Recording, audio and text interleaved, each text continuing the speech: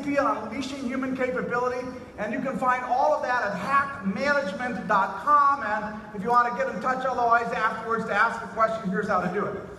So let me start with a question to you.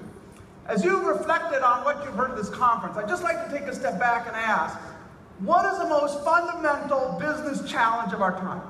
What is a make or break challenge that every organization, public or private, large or small, faces? And I think you can get a sense of that when you really think about what is changing in our world. And what is changing is change itself. We are literally the first generation in history that has had to live with a fundamental inflection point in the pace of change. Change is unrelenting, it's surprising, it's disorienting, it's sometimes shocking. We live in a world that seems to be all punctuation and no equilibrium, where the future is less and less an extrapolation of the past. Unless you think I'm exaggerating there, just think for a moment at all the things right now in our world that are changing at an exponential pace. Never before in human history was this true.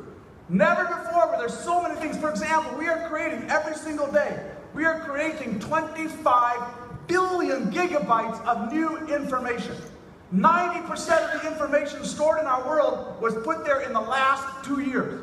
About 12% of what we know as human beings we learned in the last 5 years.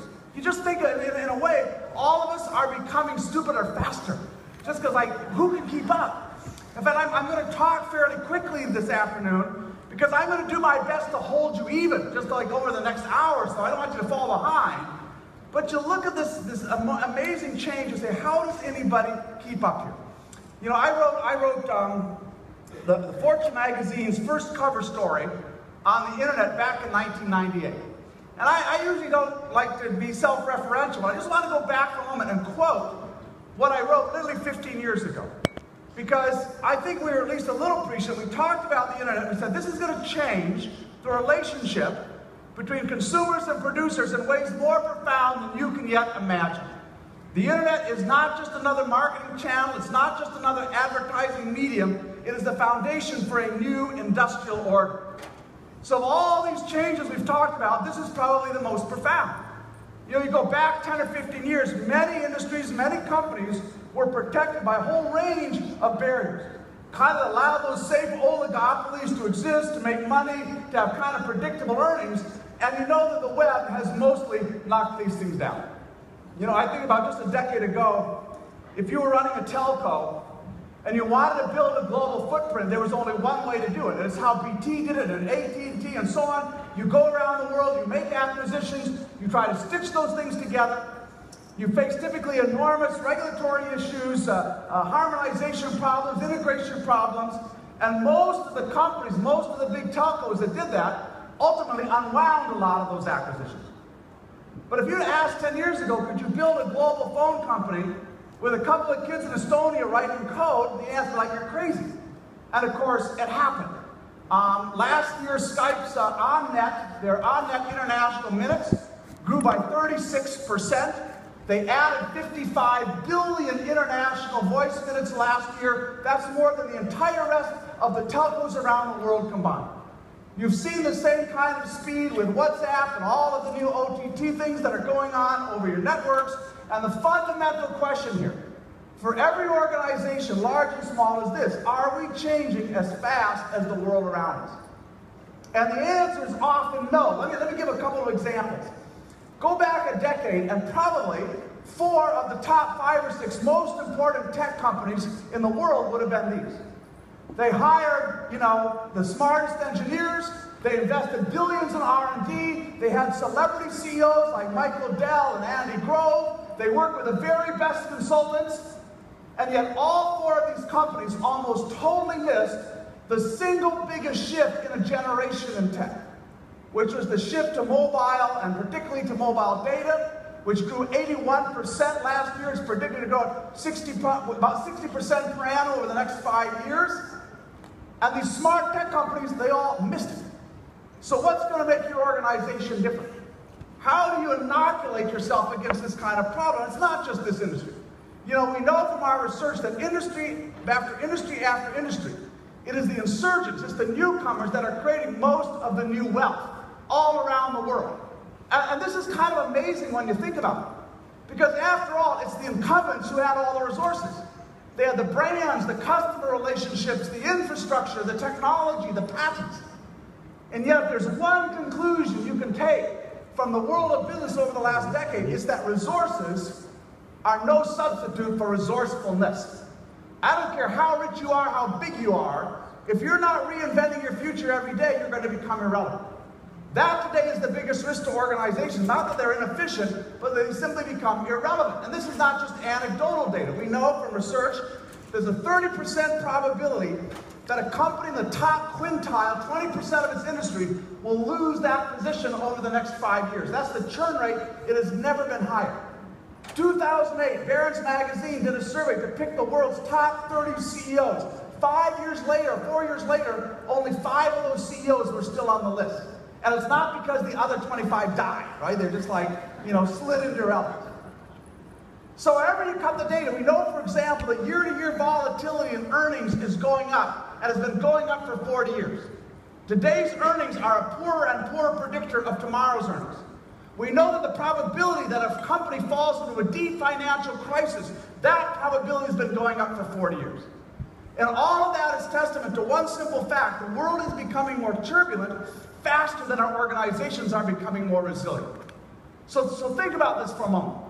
What usually has to happen inside of a business before people will start to challenge the most fundamental assumptions they have about how that business is run?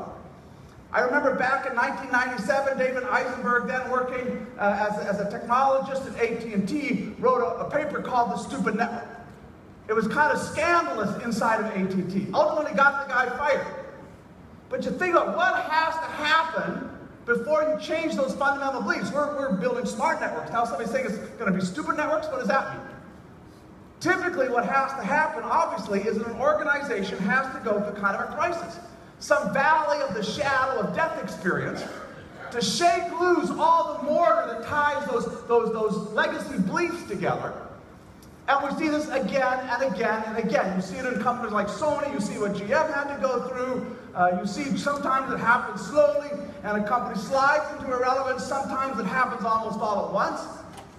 And then inevitably at some point the board steps in, decapitates the old leadership team, brings in a new leader and says, like, turn this thing around. In this case, Stephen Elop, and then of course Microsoft bought a big part of Nokia. But think about it. This is the way deep change usually happens. If you read stories, if you read books on deep change in organizations where we fundamentally revector, as you have to today, not every decade, but every few years, almost all of those stories of deep change are about stories of change in crisis, with usually a new leader, a new CEO as the hero of the epic. Carlos Ghosn turns around Nissan, Alan Mulally turns around Ford, Rosemary Bravo first, and more recently Angela Ahrens turns around Burberry. And these are all famous CEOs and wonderful stories, but a turnaround is a very poor substitute for timeless transformation. And if you didn't know better, when you read all these stories, into crisis and then climbs their way back, you think that the smartest companies in the world, when it comes to change, were benchmarking poorly governed third world dictatorships. Because this is how change happens in Iraq or Zimbabwe or some other kind of authoritarian regime. There's a long period of stasis, and then that change, when it comes, it's convulsive, it's belated, it's infrequent, and this simply isn't good enough in the world we live in today. So the question I really want to ask is, how do you inoculate your business against irrelevance? Or to put it another way, how do you build an evolutionary advantage? It really doesn't matter so much what your competitive advantage is at a point in time. That's important.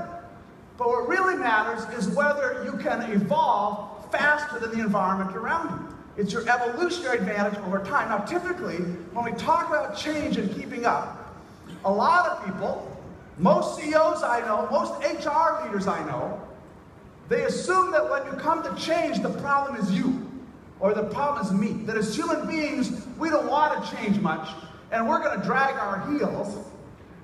I don't think that's true. Let me do a quick little survey with you. And I'm going to ask you some questions, and at the end, I'm going to see which of this might be true for you. So just wait. I'm going to ask for a show of hands in a minute. But I'd like to know, over the last 3 years, How many of you sitting in this room this afternoon, how many of you moved to a new city, you relocated, that's pretty traumatic. How many of you changed jobs, maybe inside your company, maybe to a new employer? How many of you changed your spouse? That sometimes happens. How many of you lost 10 pounds, as we were just hearing? How many of you enrolled in a new course, went back to school, tried to learn something new, you took up a new hobby, you added a new member to your family, or finally and belatedly you made that long-awaited switch from PC to Mac? So here's my question. For how many of you is one of these true over the last 3 years? Can I just see hands? How many of you is one of it, right? So there's no way we're against change. As human beings, we love new experiences, we want to try new things, take new risks. The problem with building an evolutionary advantage is not us. The problem is something much deeper. You know, I'm going to talk about 2 words this afternoon that you almost never hear inside of organizations. It's probably nowhere on your internal website. You're not going to find it in the latest management buzzwords. But I think they go to the core of what we have to fix if we want to create organizations that can outrun the future. If you want to build an organization that is never playing defense, that never talks about disruptive anything because it's doing the disruption, an organization that rushes out to meet the future, that captures more than its fair share of new opportunities, that is relentlessly optimistic. If you want to build an organization like that, there are a couple of things we're going to have to face. One starts with kind of architecture. Now, we use that a lot in the telecom industry. We talk about architecture, but we don't really use it much in business. Here's a little thought experiment. Imagine we went to just about any employee around the world. We went to a branch manager at Wells Fargo. We went to a product engineer at Samsung or Apple. We went to a priest serving the poor in a Rio favela. We went to a nurse who works for Britain's National Health Service. Pick your organization anywhere around the world. A guard in the detention center in Shanghai, the Hong Kong detention. Just pick your organization. If we asked any of these people around the world this little question, draw me a picture, draw me a diagram of your organization, what kind of picture are they going to draw? 98% of them, what kind of picture are they going to draw? Draw me a picture of your organization. Right? Or org chart, exactly. Something more or less that looks like this. Now, my friends, this is not a diagram of a network. This is not a picture of an ecosystem, right? This is not a representation of a community. This is the exoskeleton of bureaucracy. And yet, it is the standard operating system for virtually every organization in the world. I can go, as I've been over the last few weeks, I can be in Korea and in Singapore and in Latin America and in Europe, and it doesn't matter, Australia, New Zealand, wherever I go, every organization is basically built on the same architecture. And I believe it now represents the single greatest threat to the future success of most organizations. Let me explain briefly why. There's many reasons. I'm going to pick out a couple. First, let me show you, this is something that was sent to me in a PDF. This was a page in a PDF document that was sent to 70,000 employees in a telecom company. I'm not going to tell you which one. No reason to embarrass them. But here you can see the hierarchy right there, executives, managers, employees. All the behaviors they would like people, right, to have there. Executes with excellence, whatever it may be, right? I mean, anyway, some HR people have too much time on their hands here. But anyway, this goes out to 70,000 employees. And I want you to think for a moment about what's embedded in this. Look at this line here. What is this company just told 98% of its employees? Don't think about the future, right? Don't worry about those disruptive technologies, those unmet customer needs, those new business models, those unexpected competitors. Don't worry about any of that. The future is safe in the hands of those of us who are EVPs and above. Like, is that a good bet on recent evidence? Right? I don't make this stuff up. No wonder Dilbert is funny. Right? Now, how does this play out in real life? Let me give you an example. Here's the last decade of Microsoft share price. It's an amazing company. I've worked with them. I know them. You know, they brought an amazing amount of technology to our lives. And yet, for basically a decade, they've gone sideways. And they've been late to almost every new trend in software. They were late onto the web initially, late into advertising-supported online services, late into search, late into mobile devices, late into software as a service, late into the cloud, on it goes. So, and by the way, this is not just Microsoft's problem. This is architecture. They just happen to be an example. And for most of that last 10 or 20 years, there was one person who was the chairman, CEO, and also the chief software architect. That would have been who? Over all that time. Bill Gates and then Fallon. But first Gates. So you think about it, Gates is an amazing leader. He's now one of the world's most effective philanthropists. But you gotta say, if you have an idea over the last decade or two for something radically new, whose permission were you going to have to get at Microsoft to try that new product, that new service? You're going to have to go through this guy, smartest guy in the world. Unfortunately, his mental model, right, was stuck here. They sold primarily to industrial customers. At the same time, the whole future of tech was moving to be a consumer-driven thing. They believed that software was something you installed machine by machine, you paid a license fee for it, that the primary purpose of technology was to improve business productivity, not to manage our health or make our lives fun. Those were deeply embedded beliefs. I spoke once, this is in 2000, I spoke at a Microsoft conference. They had 100 CEOs from around the world there. In one room, not to see me, but to come see Gates and learn more about where technology was going. So I had to talk to 100, there's a chairman of Toyota and American Express and Sony, all in this room. And at one point I put up a slide that talked about the PC-centric world, with a PC in the middle, and then I pulled that off, and I went to a slide that had the web in the middle. And I called it, the slide said, the post-PC world. And somebody came up to me at the break and said, Gary, around Microsoft, we don't talk about the post-PC world. We talk about the PC plus world. Right? Well, okay. But the future doesn't always behave in a way that matches your prejudices. Just you got to be aware of it. And so if you think about it, here's, I said earlier, deep change is usually crisis-driven. That is not some law of physics. Why does it happen? Here's the simplest explanation you'll ever hear about why change typically is crisis-driven. Change happens that way when leaders cannot write off their depreciating intellectual capital. Right? They're still in charge, still making the big calls. Think about this. In most organizations, we concentrate the responsibility for setting strategy, setting direction. We concentrate that at the top of the organization, and we give it to the very people who have most of their emotional equity invested in the past. So how's that going to work out, right?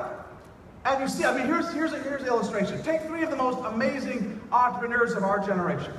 Steve Jobs, now sadly gone. Larry Page, co-founder of Google. Mark Zuckerberg, Facebook. Together, depending on the day, created $900 billion of market value. Imagine how our lives would not have been transformed as consumers if all three of these guys, right? Are you getting my point? Right? Or worse yet, right? Do you remember what Bauer said in 2007 when the iPhone was launched? There's no chance that the iPhone is going to get any significant market share. No chance. Hint, hint. As a leader, leave yourself a way out, right? Like, be a little tentative at least. No chance. Well, the reason he believed there was no chance is he couldn't imagine anybody buying a mobile device that was $500 because the people he sold to, CIOs, would never do that. He was thinking about his customer set. Thank goodness CIOs don't buy us toilet paper, be like one ply carved off a tree. That's like how they think. I see people, I still today, I walk through airports, my heart breaks. I go through airports, I see people having these like huge black bricks of some computing thing they're carrying, must weigh a ton. Some of them have a barcode on it. I like put a prison label on somebody, I don't know. But that was his audience. And so the idea that this could sell at that price simply was inconceivable. That is one reason hierarchy has to go. It is a fundamentally toxic thing to deep change. And for all the reasons, that we know.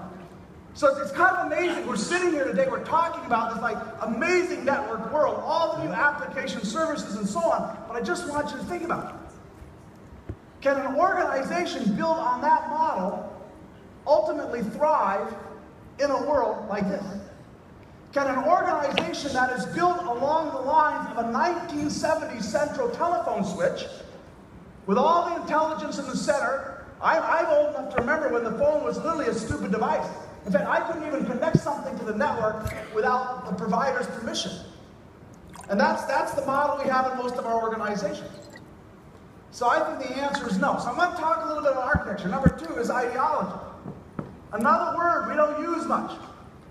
But I can tell you, when you're up against a fundamentally new challenge, you got to dig deep. Right? Solving this problem of adaptability and resilience, this is not a problem of a new practice here and there. It's something much deeper in our organizations. So I'd like you to think for a moment, what is the ideology of management? All of you here this afternoon, you're all leaders, you're all managers. Right? You're all involved in all of the work of managing. But the question is, what ideology is behind this? Are we even conscious of it? And one way to get at that is ask, what problem was all of this invented to solve? We take all of the management for granted. Most of this was invented in the first 20 years of the 20th century. That's when we invented Management 1.0.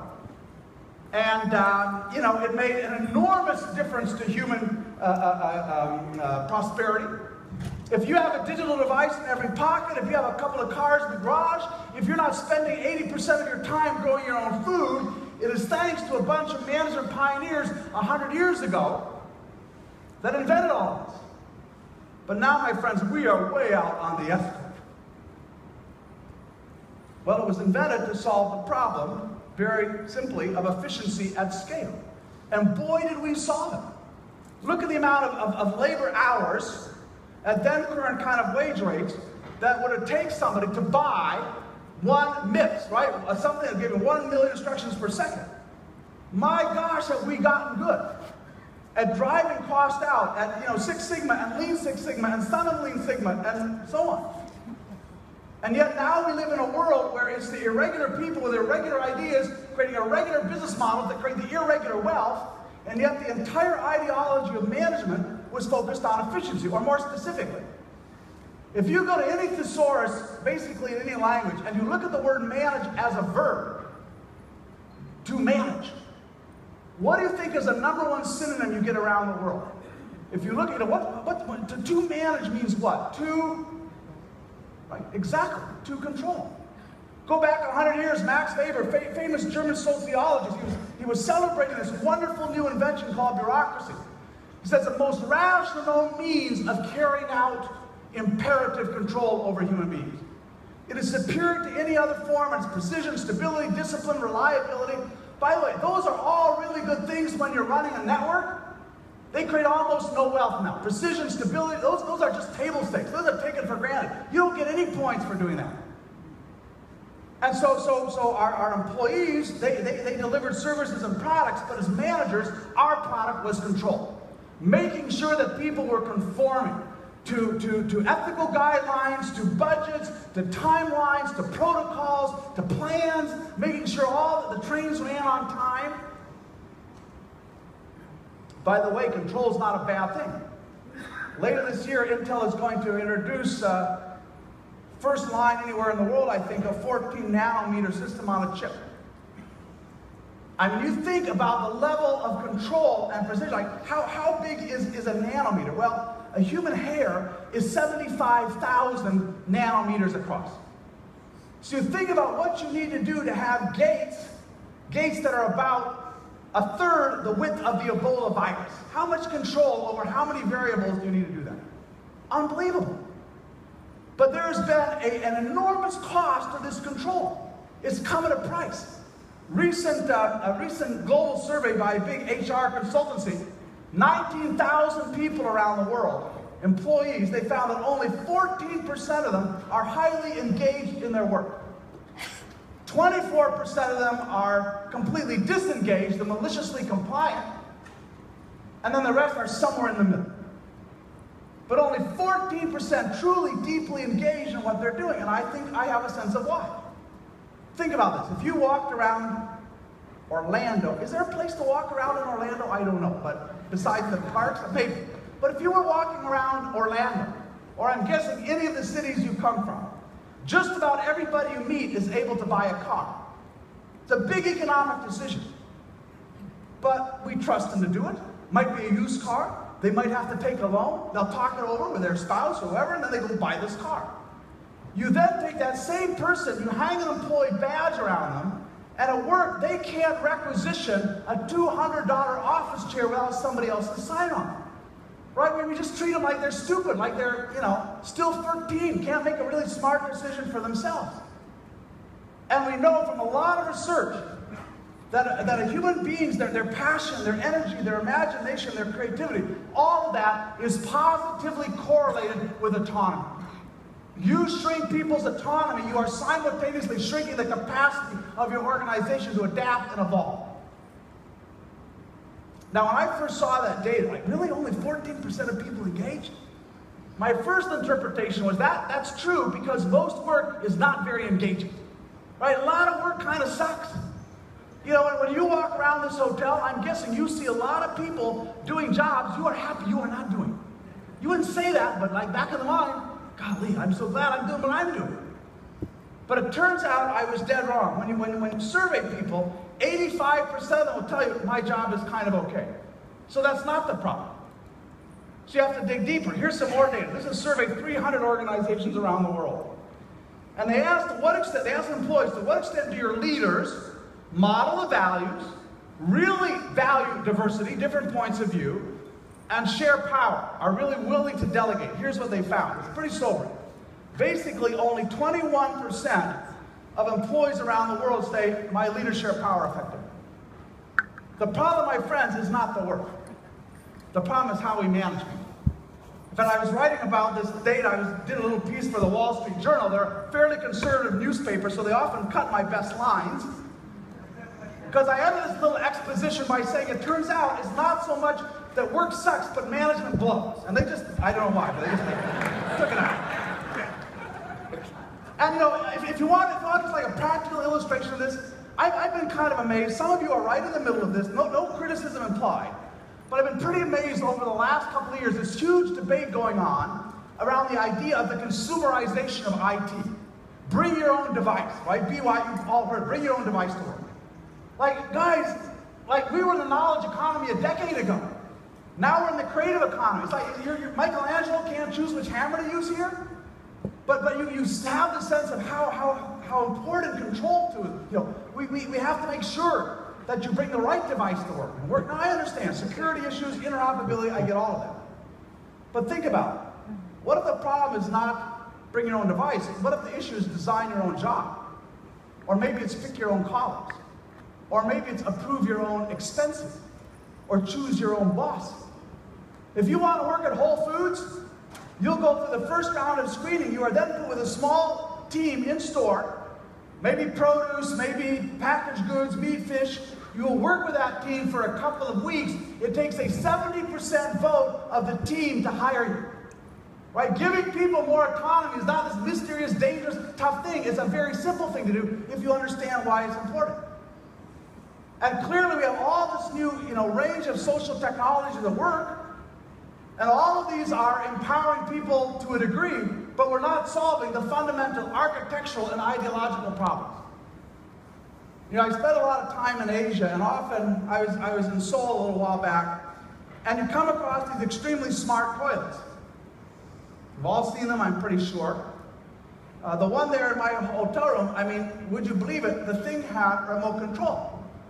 I have no idea do you ask somebody to stand in the next room and surprise you? I have no idea what this is for. Had a remote control. But my analogy here is, at the end of the day, whatever technology you wrap around this thing, it is still a camera. Right? And this is still something that is just not going to work. We have exceeded the performance limits of our hierarchical structures in a discontinuous world. And I think we all know it.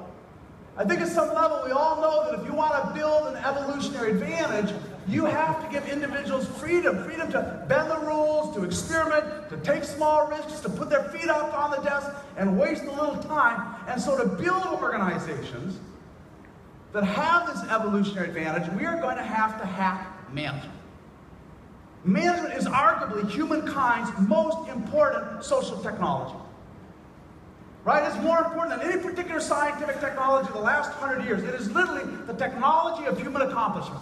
Whether it's running the back office in a bank, a network, a fab line at Intel, our capacity to bring people together, to use them productively, to mobilize their gifts, this is the most important social technology we have. And yet so many of the challenges we face today lie outside the performance envelope of that old model.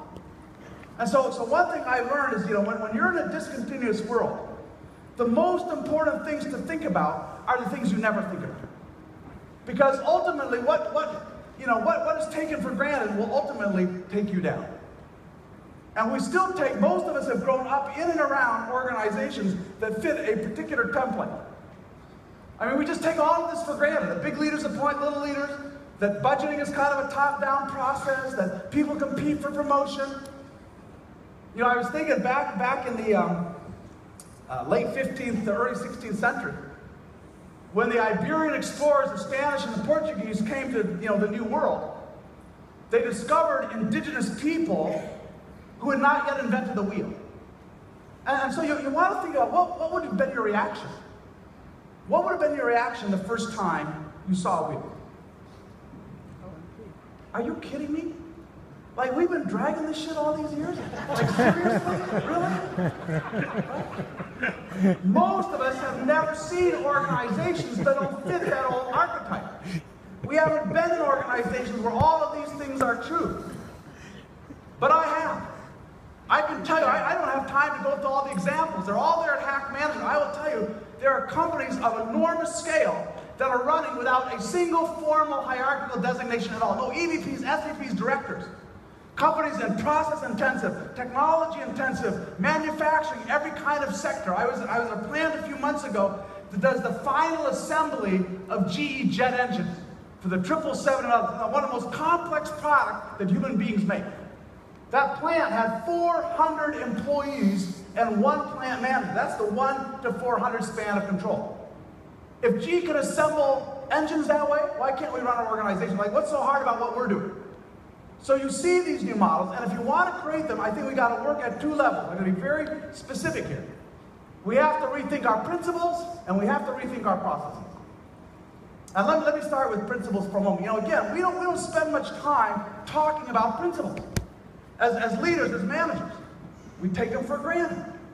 But you see that in any field of human endeavor, you ultimately reach a point where you cannot create the next great thing with the old principles.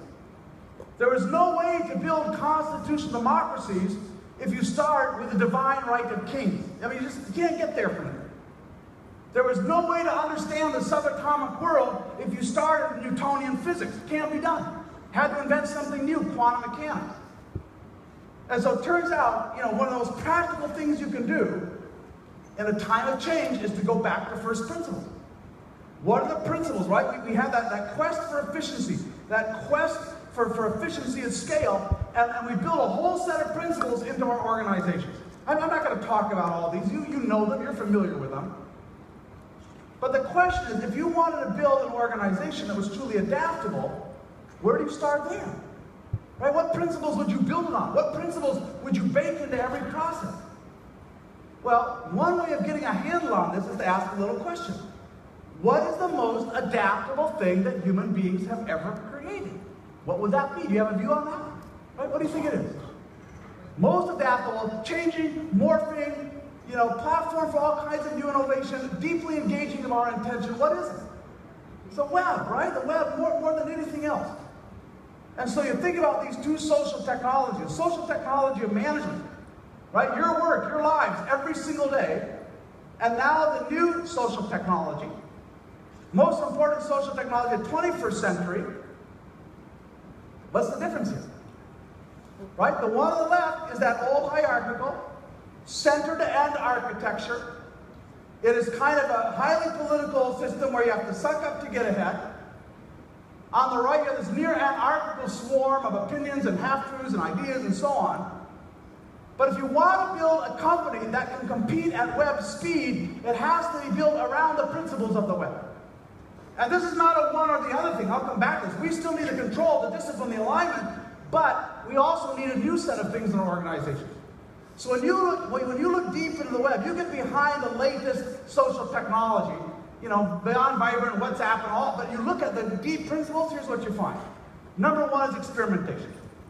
The web is this kind of ideal medium in which you experiment with new products, services, business models, and so on.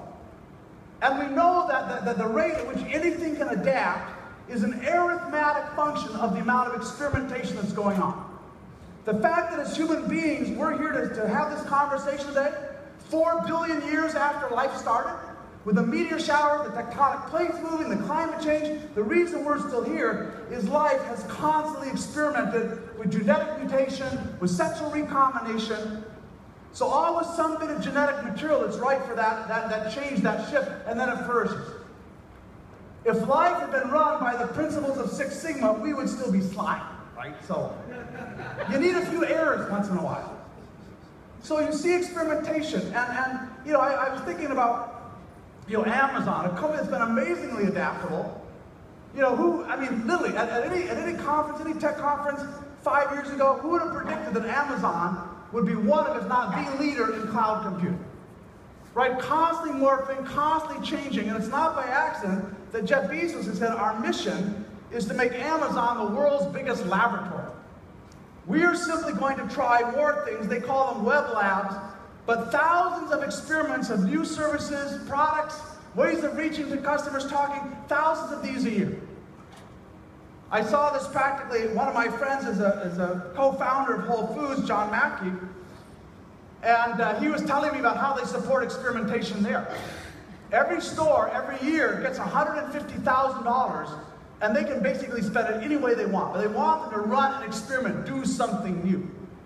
And he was telling me, I hadn't seen one of these yet, but apparently, a couple years ago, somebody in a Whole Foods store, they built a bar. Like, not the most logical thing to do if you're in the, organic, healthy food, whatever. Hey, let's build a bar in the middle of the supermarket. Haven't seen this at Kroger. But anyway, they built this. Turned out to be enormously profitable, the most profitable part of the store. Women in particularly love it. You can come in and have a microbrew, have a nice conversation. There are not too many creepy guys hanging around. So I asked John, I said, what would have happened if somebody would have tried to take this idea up the hierarchy and through the corporate brand, please? Like with this, he said it would have been killed, just like that. Now it's in more than 60 stores, hugely profitable. That's explicitly supporting experimentation. If my brothers are physicians, I was talking to one of them about kind of the arithmetic of experimentation. The fact that you have like 1,000 ideas to find 100 worth experiment with, to find 10 that have some merit, to find one that changes your organization. I said, very few companies have a process for continually generating thousands of breakthrough ideas.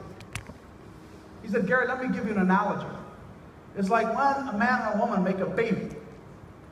I said, go on.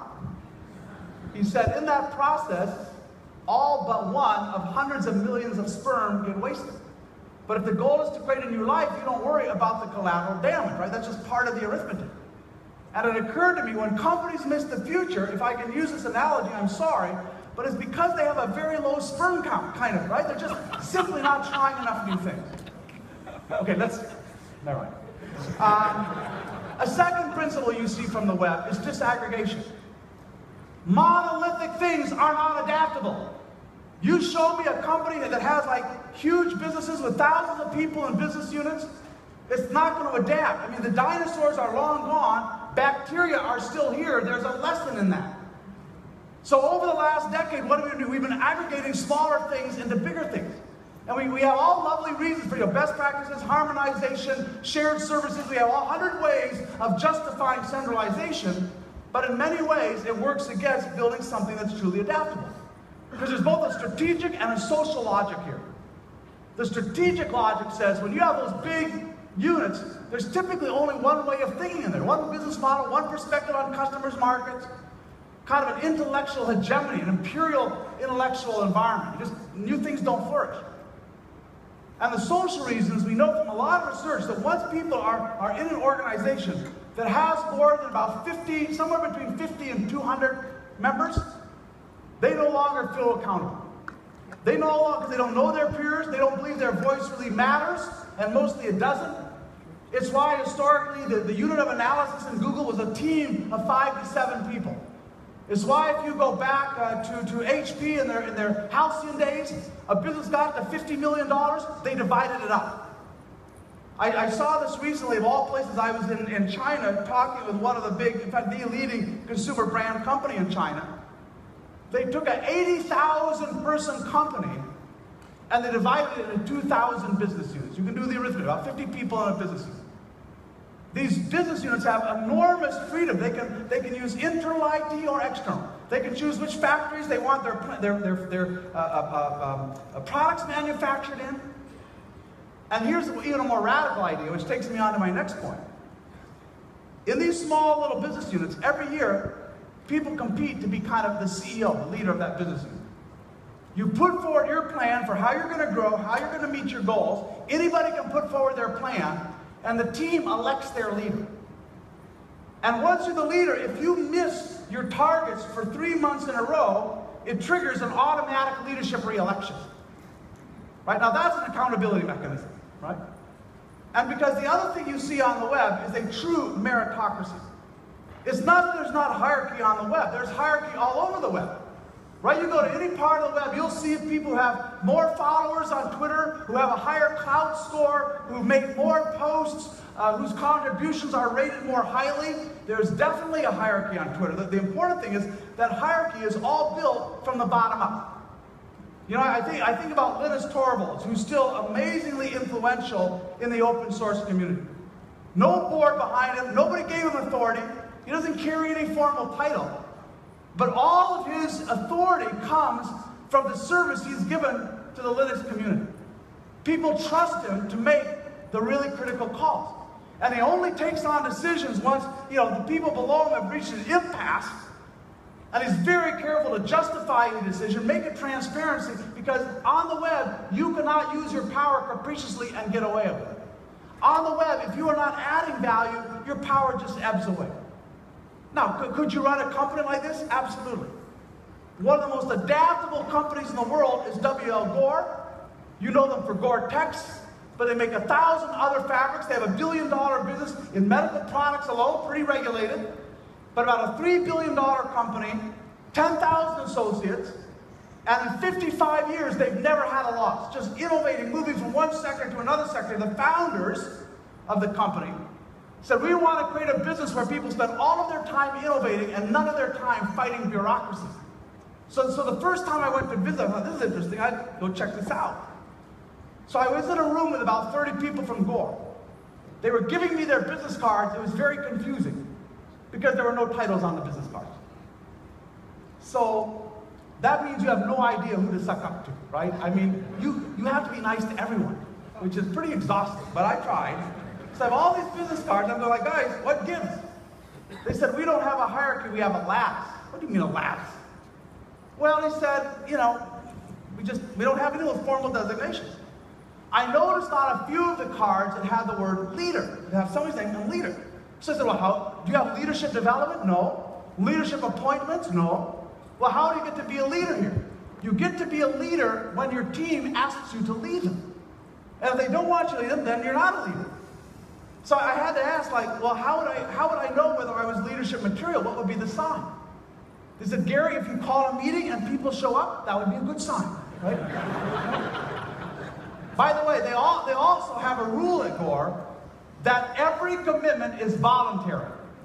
They do have a CEO, she's kind of elected by her peers, Terry Kelly. I said, Terry, when you bring a leader in from outside, what's the most difficult lesson they'll have to learn at Gore? She said, the most difficult lesson is you will never be able to give an order. Because we want everyone in a leadership position to be someone that people want to follow. Right? So often we talk about leadership, but what we really are talking about is bureaucrats. Because if you're a leader, you don't need the big stick of bureaucratic authority to get something done. So yeah, you can run a company that has an amazing discipline, sells to Nike, sells to Procter & Gamble, 55 years, no losses. You can run a company at scale with nothing that looks like that traditional hierarchy, with something that's very, very much a meritocracy, where your leadership is the exact reciprocal of your followership. And if people don't want to follow you, you're not a leader anymore. You also see a principle on the web around communities. Everywhere you go, you see these self-organizing communities of passion. Whatever issue it may be. I was on a site the other day for parents who have autistic children. 900,000 posts there of people supporting each other, sharing problems, giving people encouragement. And we are only beginning to understand how to use this inside of our organizations. Cemex, the world's largest cement company, a few years back, they launched their own internal collaborative platform. This is not chatter, yammer, that kind of. This is like a true problem-solving platform. And within 18 months, they had 25,000 people on the site. They had more than 500 self-defined communities working on the toughest problems for Cemex. The company has grown through acquisition, so they had different brands, different products all around the world. A group of mid-level marketing people came together and said, this is nonsense, we're going to solve this. They built the company's first ever global product brand, harmonized technical specs, shared all the selling strategies, all of this in a company that doesn't have a chief marketing officer. Because if you give people access and information, they will find where they need to coordinate. And you find that you can get coordination without centralization. Another principle you take from the web is the principle of markets. Right? The web is this ideal medium, whether it's Airbnb or eBay or Craigslist or Kickstarter, it's this ideal medium for bringing buyers and sellers together. And one thing we know is markets, like the New York Stock Exchange, you're at the Twitter launch, markets outperform hierarchies. The New York Stock Exchange over the last 50 years has outperformed every single company on the New York Stock Exchange. And the reason is really simple. Inside companies, resource allocation is a political process. And the people who are running the old thing have a huge incentive to deny funding to new things. So systematically, companies overinvest in what is at the expense of what is, or what could be. Right? We already made the point. If the newcomers are winning, it's not because they have more resources. And so if the incumbents are losing, it's not a resource problem. It's just very difficult to pull away even sometimes just 3 or 4 people. Let me give you an example. Grameen Bank in Bangladesh, they made millions of loans, microfinance, to impoverished women to start little micro businesses. And they do this with almost no paperwork, no collateral. On average, these women raise their family's income by 50%. And I was thinking the other day, why is it easier for a 50-year-old woman in Bangladesh to get a small amount of experimental capital than a first-level employee in most Fortune 500 companies? This is like nonsense. Why are we doing it this way? Because if you have a monopoly on resource allocation, if every idea has to fight its way up through that pyramid, I mean, imagine Silicon Valley with one venture capital company. How much innovation would there be? So whether it's outside, like Kickstarter, or inside, we have to start to diversify the source of funding. And for sure, those decisions cannot be controlled simply by the people running today's businesses. I think we built probably the first innovation marketplace, internal marketplace in the world, about 15 more years ago at Shell. Anybody in Shell, if you think you have a game-changing idea, you don't go up the pyramid, you go to a peer review process. If your peers think the idea has merit, you get $25,000 of experimental capital and 30 days to start working on your idea, testing hypotheses, and you go through multiple tranches of this, and either the idea scales or it doesn't. But behind this was a simple, and you can read about this again at Hack Management and HBR and so on. The idea behind this, though, was that every single person should have the same opportunity to compete for experimental capital. That's what it means to have a market for capital and not like a Soviet Union-style allocation process. Another principle, last principle you see on the web is obviously the principle of openness. Now you have to be careful, right? Companies have secrets to keep, they have proprietary technology. I understand that like being open, sometimes openness has its boundaries, its limits, so don't get me wrong here. Having said that, today you're really competing to get the best ideas anywhere. You know, a year or two ago, they were on Cisco's homepage, right? You guys know, Cisco, smart company, proud company. And yet there was John Chambers, chairman CEO, saying, we've run out of ideas, we want to grow a new billion-dollar business, who's going to help us? And they ran a competition, I think they had 1,700 entries, the winning team was from Russia. I look at a wonderful little company called Olive, I think it's a California-based company, inventing the future of high-definition music, because the stuff we listen to today is anything but high-def, with beautiful integrated players and so on. Not only did they raise their funding from outside the company, you probably can't quite see it there, but they had 3,000 comments from prospective users giving them feedback at every stage of the design process. What's the chance you're going to, get it wrong when you have that kind of feedback? You are that open. So I just want you to think for a moment. Think about the distinction between these principles, right? And it's not one or the other, but I'm absolutely positive if you want to build an organization that's fit for the future, the principles on the right have to be as real and deeply embedded. And I want to end by just saying a little bit about process and how you actually do this. Imagine you opened up the following conversation in your business. Imagine you said you have all these principles, experimentation, disaggregation, whatever it may be. How do we start weaving them into everything we do? Not all at once, but just bit by bit, carefully, experimentally. Let me give you an example. I was with a Brazilian company a little while back, and they had done a very interesting experiment. I hadn't realized that in most organizations, you have to get somebody's permission to travel. Did you know that? You have to, I don't know, you tell them where you're going. I think in many companies, they tell you what airline you're going to fly on, which hotels you can stay in, how much you can spend per diem. I thought that was kind of amazing, but apparently it's true. Anyway, so they said, we blew all that up, Gary. No more travel restrictions. You can travel anytime on business. If you want to fly first class, stay at the Four Seasons, no worries, suit yourself. And when you come back, you have to have receipts for tax, but there's no auditors. Nobody's going to ask, are you abiding by our travel policy, because there isn't one. By the way, don't go back to your CFO and tell him this was Gary's idea. This is an illustration. Well, the company's organized into relatively small profit centers. Again, that's a key. Disaggregate 40 or 50 people in a profit center. About half of their compensation is variable at risk, depending on profitability. So when you come back from your trip, they simply take all of your expense data and they put it online for all of your colleagues to see. Right? So you got a $5 million order, no problem. If you have Dom Perignon champagne, the only question is why you're drinking the cheap stuff, right? Have Cristal or something. So there are other ways of getting, that's a small thing you can start with a very small experiment to move in this direction. The fundamental dilemma, I think, is this. Many of us still believe that control and freedom are kind of mutually exclusive. In other words, if you put them, mathematically, control multiplied by freedom equals a constant. If one goes up, the other has to go down. Because when I talk to CEOs, when I talk to leaders, we are going to have to profoundly increase the amount of autonomy people have in our organizations. They just start to fibrillate. They don't have to do push-ups for their heart rate to go up. They say, gee, Gary, what happens to 5 nines reliability? What happens to, flawless customer service? What happens to productivity if we give people more freedom? In other words, they have a view that these things trade off. Not necessarily true. Not if Gore can run a company with no heart. Not if GE can run one of their biggest businesses that way. And historically, though, what has happened is we believe you have to make a choice. You could be like little California design company, IDEO, right? A whole lot of freedom. People do all kinds of crazy things, talk a lot about innovation, but they've never had to deliver 5 nines on anything. They've never had to make a million of anything.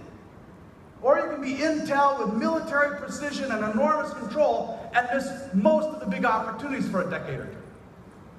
Neither one of those to me are very palatable, right? I really want to go back. Tom Peters, some of you are old enough to remember. Tom Peters wrote a book in 1983, In Search of Excellence. Anybody remember that thing? 1983, a long time ago.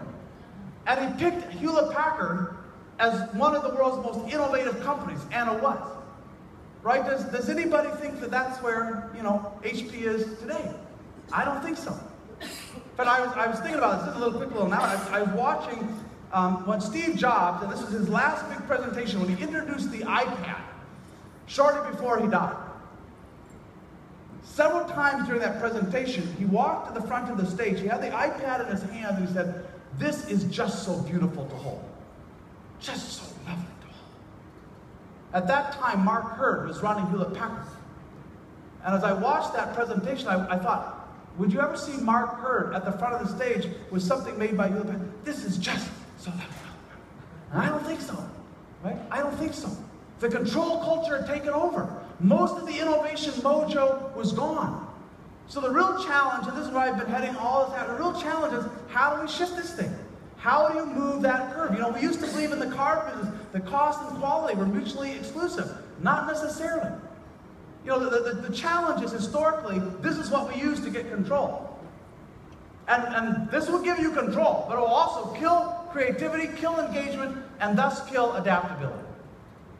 So if you want to solve this problem, I think, you know, the question we have to ask, you have to be able to separate out the what and the how. Right? The what of alignment, conformance, you know, great execution, that's never going to go away. That's like absolutely important, but how do we get it?